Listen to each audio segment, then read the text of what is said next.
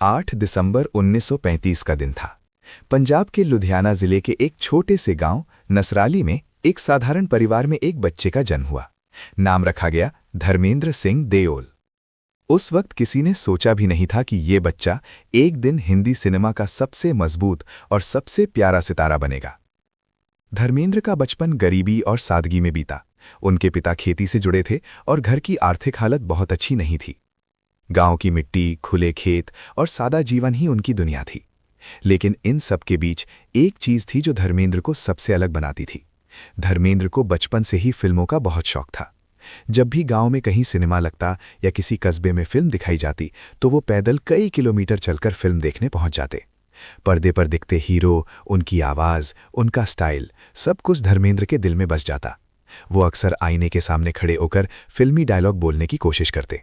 लोग हंसते थे, लेकिन धर्मेंद्र चुपचाप अपने सपने को सीने से लगाए रखते थे। उनके मन में एक ही ख्याल था, एक दिन मैं भी पर्दे पर दिखूंगा। स्कूल की पढ़ाई पूरी करने के बाद धर्मेंद्र ने तय कर लिया कि उन्हें अभिनेता ही बनना है। लेकिन यह फैसला आसान नहीं था। ना कोई गॉडफादर, ना कोई पहचान और ना ही पैसे। उस दौर में फिल्मों की दुनिया बहुत दूर की चीज मानी जाती थी। फिर भी धर्मेंद्र ने हार नहीं मानी। वो फिल्म मैगजीन पढ़ते, हीरो के बारे में जानकारी जुटाते और खुद को उसी दुनिया में देखने लगते। एक दिन उन्होंने एक फिल्म मैगजीन में टैलेंट हंट प्रतियोगिता का विज्ञापन देखा। ये उनके लिए उम्मीद की एक छोटी सी किरण थी। उन्होंने भाग लिया और जब नतीजा आया तो धर्मेंद्र जीत चुके थे। टैलेंट हंट जीतने के बाद धर्मेंद्र मुंबई पहुंचे। मुंबई उस समय भी सपनों का शहर थी, लेकिन संघर्षों का शहर भी। यहां हर गली में कोई न कोई अभिनेता बनने आया हुआ था। कभी काम मिलता, कभी नहीं। कभी भूखे पेट सोना पड़ता तो कभी उम्मीद ही सहारा बनती। लेकिन धर्मेंद्र के चेहरे पर एक अलग ही चमक थी। उनकी आंखों में ईमानदारी और मेहनत साफ दिखती थी। पहली फिल्म और पहचान। साल 1960 में धर्मेंद्र को उनकी पहली फिल्म मिली, दिल भी तेरा हम भी तेरे। ये फिल्म बहुत बड़ी हिट नहीं थी, लेकिन धर्मेंद्र के लिए ये एक नई शुरुआत थी। लोगों ने उनके चेहरे की सादगी और अभिनय की सच्चाई को पसंद किया। धीरे धीरे फिल्में मिलने लगी। हर फिल्म के साथ उनका आत्मविश्वास बढ़ता गया। 1970 और 1980 का दशक धर्मेंद्र का सुनहरा दौर बन गया। उन्होंने रोमांटिक हीरो के रूप में भी दिल जीते और एक्शन हीरो बनकर भी। शोले में वीरू का किरदार आज भी लोगों के दिलों में जिंदा है। धर्मवीर, प्रतिज्ञा, चुपके चुपके, सीता और गीता जैसी फिल्मों ने उन्हें हर वर्ग का पसंदीदा बना दिया। लोग उन्हें प्यार से ही मैन ऑफ बॉलीवुड कहने लगे।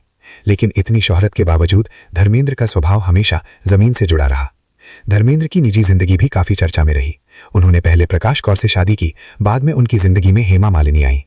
धर्मेंद्र और हेमा मालिनी की जोड़ी फिल्मों के साथ साथ असल जिंदगी में भी लोगों को बेहद पसंद आई। उनके बेटे सनी देओल और बॉबी देओल ने भी बॉलीवुड में अपनी अलग पहचान बनाई। भारतीय सिनेमा में अद्वितीय योगदान के लिए धर्मेंद्र को पद्म भूषण से सम्मानित किया गया। आज भी 80 की उम्र पार करने के बाद भी धर्मेंद्र अपनी फिटनेस, सादगी और मुस्कान से लोगों का दिल जीत लेते हैं। धर्मेंद्र की कहानी सिर्फ एक अभिनेता की कहानी नहीं है। ये कहानी है एक गांव के लड़के की जो सपने देखने से नहीं डरा। ये कहानी है मेहनत, धैर्य और आत्मविश्वास की। गरीबी से सुपरस्टार बनने तक का ये सफर आज भी हर उस इंसान को प्रेरित करता है जो अपने सपनों को सच करना चाहता है। यही है धर्मेंद्र, संघर्ष से सुपरस्टार तक की अमर कहानी।